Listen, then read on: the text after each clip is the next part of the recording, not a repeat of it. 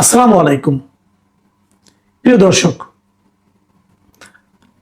আমরা জানি যে আওয়ামী লীগের শাসন আমলে আওয়ামী লীগ যে 17 বছর দেশ শাসন করেছিল একটানা, সেই সময় তারা বিএনপির বিভিন্ন নেতাকর্মী এবং আরো অনেকের বিরুদ্ধে, বিরোধী দলীয় অনেকের বিরুদ্ধেই অনেক একের পর এক মিথ্যা মামলা দিয়েছে। রাজনৈতিক মামলা যেগুলোকে বলা হয়, অথবা হয়রানিমূলক মামলা বলা হয়, এরকম হাজার হাজার মামলা দিয়েছে। এবং সেই মামলাগুলি কিন্তু সরকারের পতন হয়েছে, কিন্তু মামলাগুলো তুলে না নিলে যাদের বিরুদ্ধে মামলা হয়েছে তাদের কিন্তু নিয়মিত হাজিরা দিয়েই যেতে হয়েছে। এক একজনের বিরুদ্ধে 200-300 পর্যন্ত মামলা ছিল। এবং এমনও দিন গেছে তাদের সারাদিন, সারাটা বছর কেটেছে, প্রতিদিন সকালে ঘুমের থেকে উঠে যেতে হয়েছে আদালতে কোনো না কোনো মামলা হাজিরা দিতে। এগুলো খবর আমরা তখনই জেনেছি যে কত মামলা হয়েছে তাদের বিরুদ্ধে। আজকের খবর হলো, গতকালকে আমরা দেখলাম যে স্বরাষ্ট্র মন্ত্রণালয় থেকে তারা বলা হয়েছে যে তারা বেশ কয়েকটা, প্রায় 1006টি মামলা প্রত্যাহার করার জন্য স্বরাষ্ট্র মন্ত্রণালয় থেকে অনুমোদন দেওয়া হয়েছে। এবং বলা হয়েছে যে বিগত ফ্যাসিস্ট সরকারের আমলে 17 বছর ধরে বিরোধী দলের নেতা কর্মীদের বিরুদ্ধে যে দায়ের করা হয়েছিল মামলাগুলো, রাজনৈতিক মামলা, হয়রানিমূলক মামলা, এগুলো থেকে 1006টি মামলা প্রত্যাহারের জন্য সরকার অনুমোদন দিয়েছে। এটা খুবই একটা ভালো সংবাদ আমি মনে করি, কারণ হয়রানিমূলক মামলা থাকবে কেন। এখন প্রশ্ন হচ্ছে যে 1006টা কোন বিচারে, এই প্রশ্নটা আমি একটু করতে চাই। 1006টি কেন? আমরা তো জানি, আমরা বিএনপি, আওয়ামী লীগের আমলে বিএনপিদের পক্ষ থেকে যে অভিযোগ করা হয়েছিল, তারা কিন্তু বারবার বলেছে যে বিএনপির বিরুদ্ধে 2009 সাল থেকে আপনার 2024 নির্বাচনের আগ পর্যন্ত এই সময়ে 1,38,071টি মামলা হয়েছে। এটা বিএনপির মামলার তথ্য ও সংরক্ষণ শাখা ছিল একটা, তাদের হিসাব অনুযায়ী বলা হয়েছিল 2023-এর 25শে জুলাই পর্যন্ত। এই সময়ের মধ্যে বিএনপি এবং এর অঙ্গ সহযোগী সংগঠনের নেতাকর্মীর বিরুদ্ধে এরকম 1,38,071টি মামলা করা হয়েছিল। এবং এসব মামলার মোট আসামির সংখ্যা ছিল 40 লাখের উপরে। এই হিসাবটা নিয়ে আবার অনেকে কনফিউশন তৈরি করার চেষ্টা করেছে, বাট হিসাবটা খুব সহজ। যেমন একজন লোকের বিরুদ্ধে 300 মামলা, তো সে কিন্তু 40 লাখ আসামির মধ্যে সে কিন্তু 300 আসামি একাই, তো এরকম হয়। এবং এর মধ্যে কেবল ঢাকা মহানগরের মামলার সংখ্যা ছিল 17,583টি, অনেক মামলা। তো যদি ঢাকা মহানগরেই 17,000 মামলা হয় এবং সারা দেশে 1,38,000 হয়, তাহলে মাত্র 1006টি মামলা আপনি প্রত্যাহার করতেছেন। এই 1006টি আপনারা কিভাবে নির্বাচন করলেন? আশা করি আপনারা ঠিকভাবে নির্বাচন করেছেন, কিন্তু তারপরে একটু শঙ্কা থেকে যায়, নির্বাচন প্রক্রিয়াটা কি, এটা একটু জানা দরকার। মাত্র এই সরকার দায়িত্ব নিয়েছে মাত্র কয়েকদিন, এক সপ্তাহ এখনো হয়নি। এর মধ্যে 1006টা আপনারা কিভাবে, কোন প্রক্রিয়ায় করলেন, এটা একটু জানা দরকার। এবং তারা কি সবাই বিএনপির? আওয়ামী লীগ আমলে মামলাগুলোতে বিএনপি ছাড়া জামাতের বিরুদ্ধে করা হয়েছে, অন্যান্য দলের বিরুদ্ধে করা হয়েছে, সেগুলোকে তুলে নেওয়া হয়েছে। ব্রেকআপটা কি, ব্রেকআপটা এখন আমরা জানি না।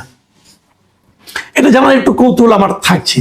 আর তার পাশাপাশি আরেকটা কথা, এত মামলা তাহলে আপনারা কিভাবে প্রত্যাহার করবেন? প্রত্যাহারের কোনো পদ্ধতি আপনারা তৈরি করেছেন কিনা? আমরা কিন্তু আগেও দেখেছি যে 111 সরকারের আমলে 2008 সাল পর্যন্ত যে মামলাগুলি হয়েছিল, 2009 সালের প্রথমেই আওয়ামী লীগ দায়িত্ব নেওয়ার পর তারা কিন্তু দ্রুত বেগে বেশ কিছু মামলা প্রত্যাহার করেছে। এবং ইন্টারেস্টিংলি তারা যে মামলাগুলি প্রত্যাহার করেছে তার সবগুলোই ছিল আওয়ামী লীগের নেতাকর্মীর বিরুদ্ধে 111 সরকারের দায়ের করা মামলা। বিএনপির নেতাকর্মীদের বিরুদ্ধে যে মামলাগুলি করেছিল 111 সরকার, সেগুলো তারা প্রত্যাহার করেনি।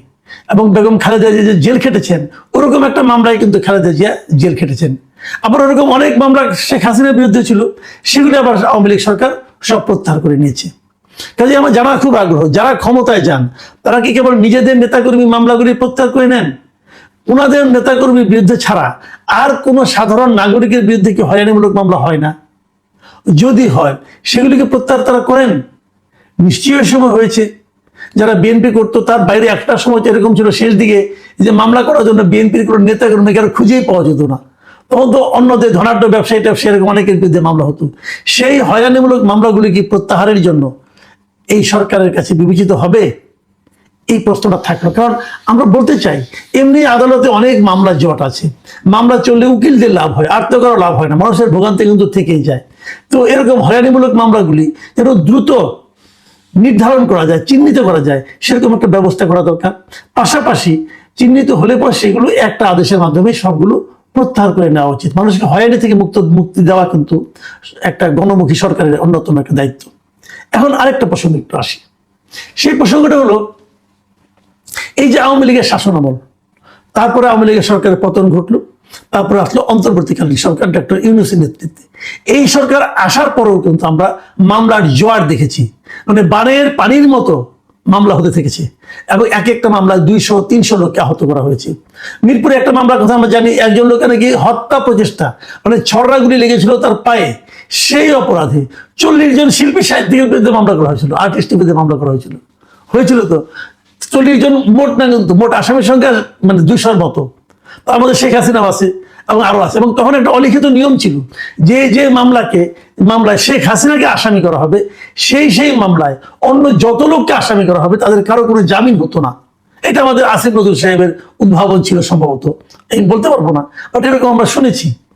কারো জামিন হয়নি, অনেকে পালিয়ে গেছে দেশ ছেড়ে। কি করবে, মামলায় ধরা খেয়ে, হত্যা মামলায় ধরা খেয়ে এবারে জেলে জীবন কাটাতে হবে, থাকিনি। এই সময় কি অনেক এরকম মামলা হয়নি? উত্তরে একজন নিহত হয়েছেন, তার জন্য সেই মামলা আসামি করা হয়েছে সাংবাদিকদের, অনেক সাংবাদিককে এই মামলা আসামি করা, এই যে ফারজানা রূপা, শাকিল আহমেদ, এদেরকে মামলা, এরকম মামলা আসামি করা হয়েছে, অনেককে আসামি করা হয়েছে। এবং এই যে মামলাগুলোতে আসামি করা হয়েছে, ওনারা কি হত্যা করেছেন অথবা হত্যার প্রয়োজনে ওনারা কিভাবে দিলেন? যে এরকম মামলা যাদেরকে অ্যারেস্ট করা হয়েছে ওদের কাউকে ছাড়া হয়নি। আমি স্বীকার করি যে আওয়ামী লীগ আমলে অনেক সাংবাদিক ছিল যা নাকি আওয়ামী লীগ সরকারকে এক ধরনের মানে আপনার করেছে, আপনার কি বলে সমর্থন দিয়েছে, টিকিয়ে রাখার চেষ্টা করেছে। এর জন্য একটা অপরাধ হতে পারে, যদি কোনো অপরাধ হয় সেই অপরাধে মামলা করেন, কিন্তু তাদের বিরুদ্ধে হত্যা মামলা দিয়ে আপনাদেরকে আটকে রাখা, এটা কি এক ধরনের হয়রানিমূলক মামলা নয়? এই মামলাগুলিকে প্রত্যাহার করা উচিত না? আবার ধরুন আনিস আলমগীর কথা ধরেন, আমাদের বন্ধু আনিস আলমগীর, সহকর্মী আনিস আলমগীর, মঞ্জুর আলম পান্না, ওনাদের বিরুদ্ধে, এরা তো সাংবাদিক, ওনাদের বিরুদ্ধে কি হয়েছে, সন্ত্রাস বিরোধী আইনে মামলা হয়েছে। মঞ্জুর আলম পান্না বাইরে বেরিয়ে এসেছেন, মামলা কিন্তু শেষ হয় নাই, উনি জামিনে বেরিয়ে এসেছেন, তার মানে ওনাকে যে কিন্তু কোর্টে হাজিরা দিতে হচ্ছে। এটা কি মিথ্যা মামলা নয়? এটা কি হয়রানিমূলক মামলা নয়? আনিস আলমগীর এখনো জেলে আছেন কেন? যেভাবে এই মামলাগুলি প্রত্যাহার করা হলো, আনিস আলমগীর এটা প্রত্যাহার করা যেত না? আনিস আলমগীর কোনো পলিটিক্যাল লোক? আনিস আলমগীরকে ডক্টর ইউনূস সরকার, আমি তো মনে করি ডক্টর ইউনূস নিজে ব্যক্তিগতভাবে তার প্রতি রোষান্বিত হয়ে তাকে হয়রানিমূলক মামলা আটকে জেলে ঢুকিয়ে দিয়েছেন, এটা আমার ধারণা। তো তার মামলাটা কেন থাকবে? তার মামলাটাকে প্রত্যাহার করা যেত না? এটা তো টাটকা মামলা নাকি? এখন পরে মামলা হয়েছে পরে করবো, উনি তো জেলে আছেন, জেল থেকে বের করে দেন, তাও তো দিচ্ছেন না আপনারা। তাহলে আপনারা কিভাবে এক ধরনের বৈষম্যমূলক আচরণের থেকে বাইরে থাকতে পারলেন? আমার মনে পড়ে কয়েকদিন আগে